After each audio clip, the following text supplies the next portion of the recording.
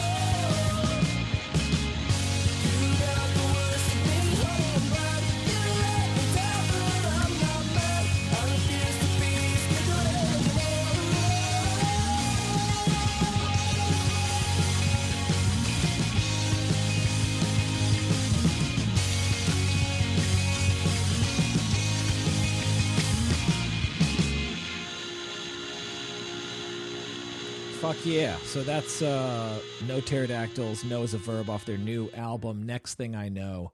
Go check them out. Okay. Steve, the old guy at the flute repair shop. My goodness. So my daughter plays flute, and her instrumental music teacher told her, hey, there's something not working on your flute. So it's spring break. I meant to take it into the shop earlier. So anyway, I make the mistake. I'm going to take this flute to a shop, right? And I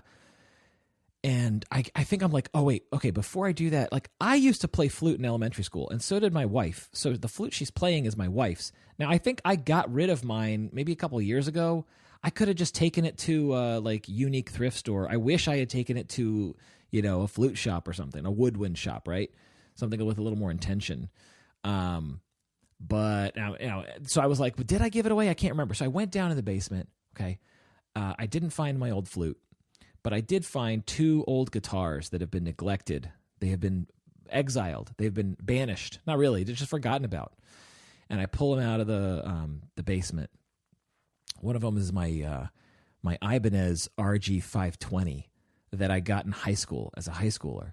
And this is a thing that I don't want to go on too long about it, but like I got this guitar because I was obsessed with Metallica, and I wanted something that could dive bomb, with the tremolo bar, the whammy bar, in both directions. I could do like Kirk Hammett solos and like, right? So like I got that. I played that guitar for many years before I got the one that's hanging in the background that you see on like interviews and stuff in my office. Okay.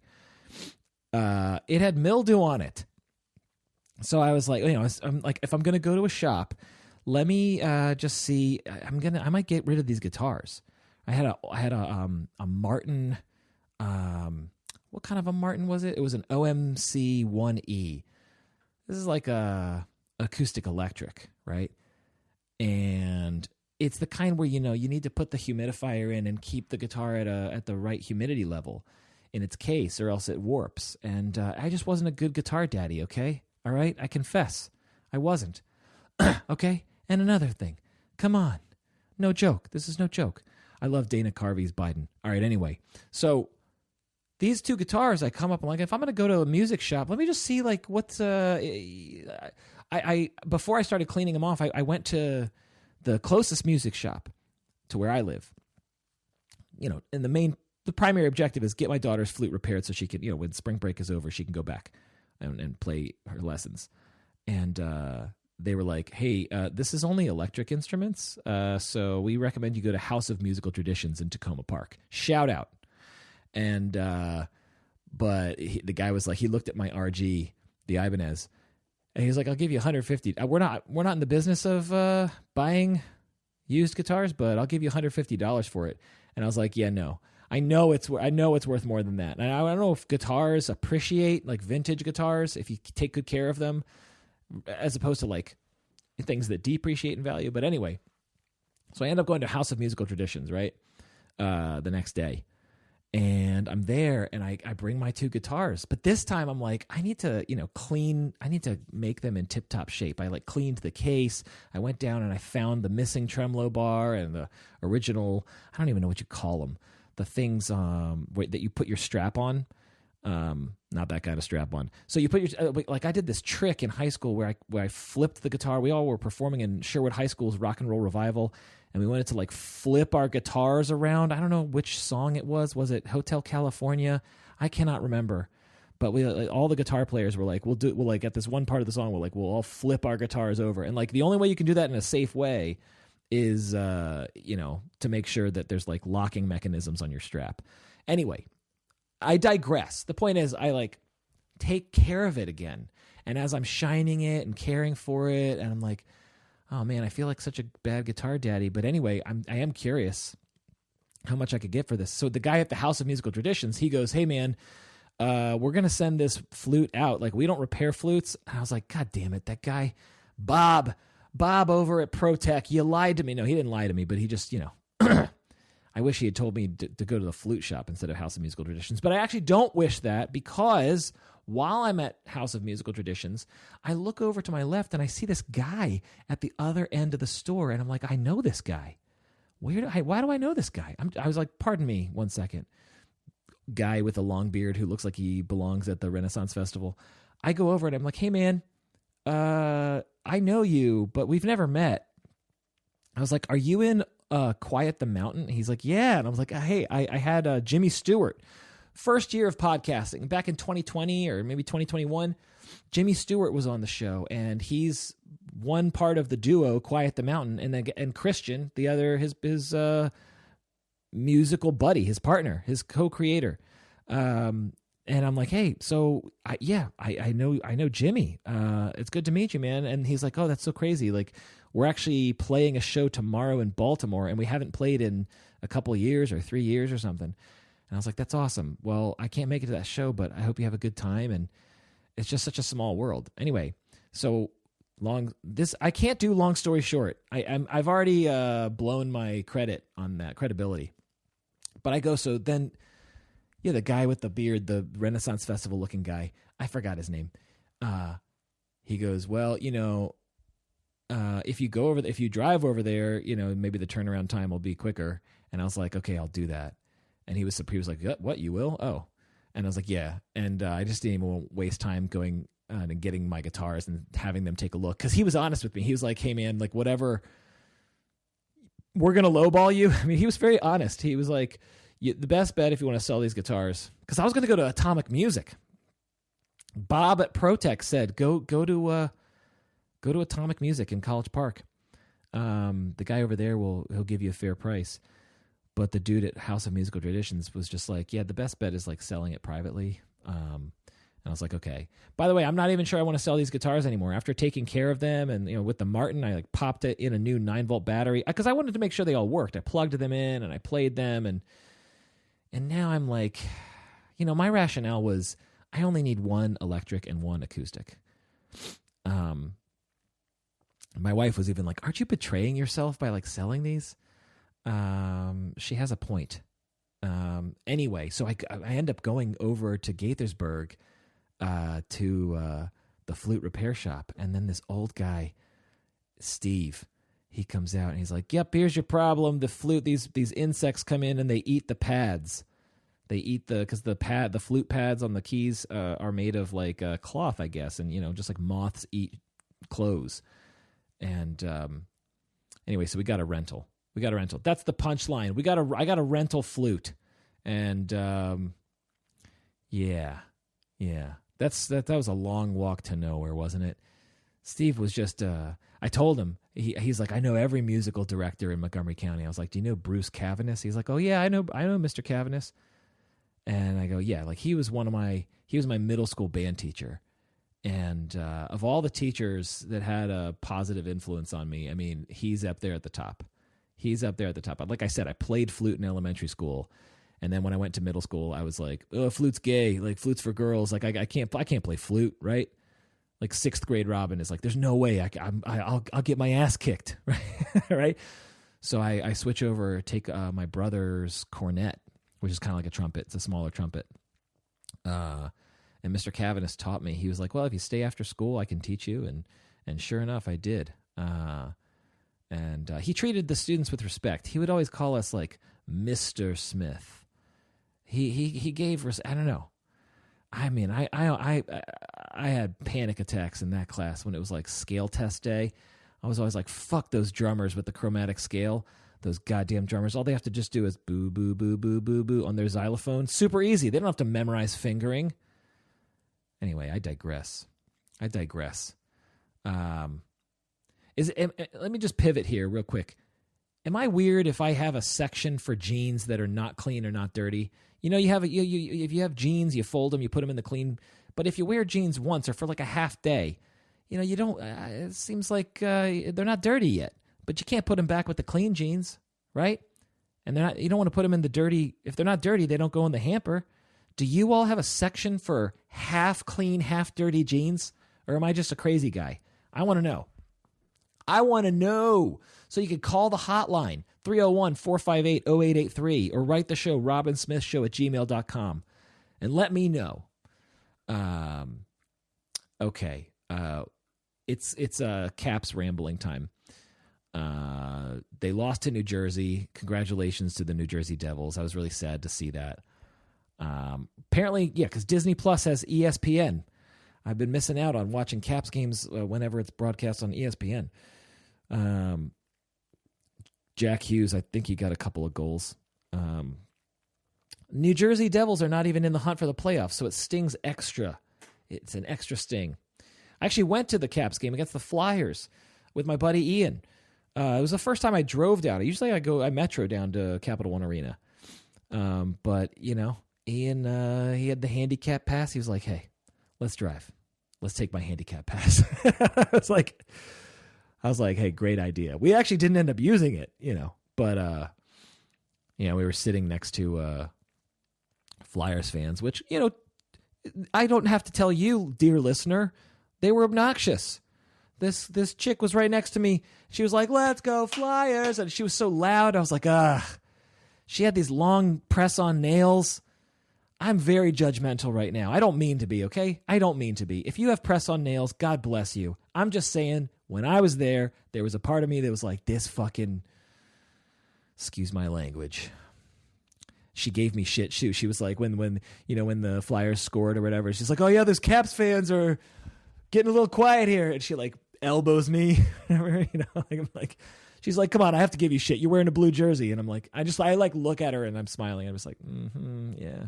We ended up winning that game, and they had left by the third period or whatever.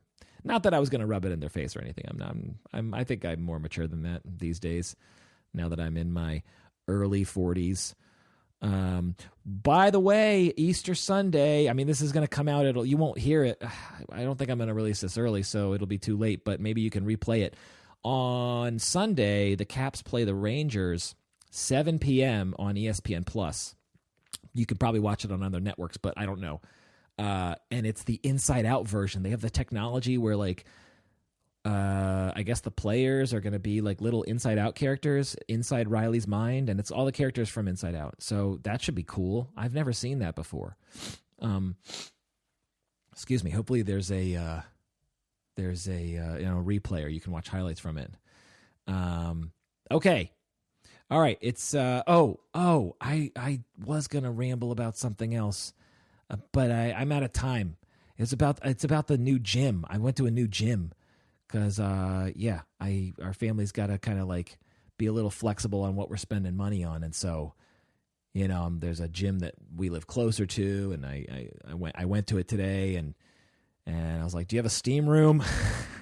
I'm so fucking spoiled. Of course they don't have a steam room. But they had all the right exercises, and it's just not the same. It's just not the same. There's no pool. I got to go to a different pool. I like to work out. I've probably talked to you all about this. I like to do the weightlifting, and then I steam, and then I swim laps, and then I shower and, shave and all that stuff. At this gym, I got to bring my own Q-tips and my own. Oh, I'm such a fucking prince. Can you hear me? Okay, I can't. I'm embarrassing myself at this point. All right, that's the show. Thanks for listening. Zach B. I will be interviewing Zach B. on Monday. So next episode should air with him. He's a fun hang and a longtime guest of the show. He's appeared multiple times. Fellow marriage and family therapist, fellow musician, fellow mustache aficionado from time to time. All right. Thanks for listening. That's the show. Until next time. The Robin Smith Show is produced by me, Robin Smith. Executive produced by Robin and Kelly Glenn Smith at Team Robley. Theme song by The Very Small. The show is engineered by one of my alters, Games Nabisco. Listeners can get in touch by calling or texting the hotline at 301-458-0883. Messages can be sent to robinsmithshow@gmail.com. Don't forget to follow the show on Instagram, Facebook, and YouTube. Disclaimer. This podcast is for general information purposes only and does not constitute the practice of medicine, psychotherapy, or other professional healthcare services, including the giving of medical advice. Note: no therapist-patient relationship is formed. The use of this information is at the listener's own risk. The content of this podcast is not intended to be a substitute for professional medical advice, diagnoses, or treatment. Listeners should not disregard or delay in obtaining medical advice for any medical condition they have and should seek the assistance of their healthcare professionals for any such conditions.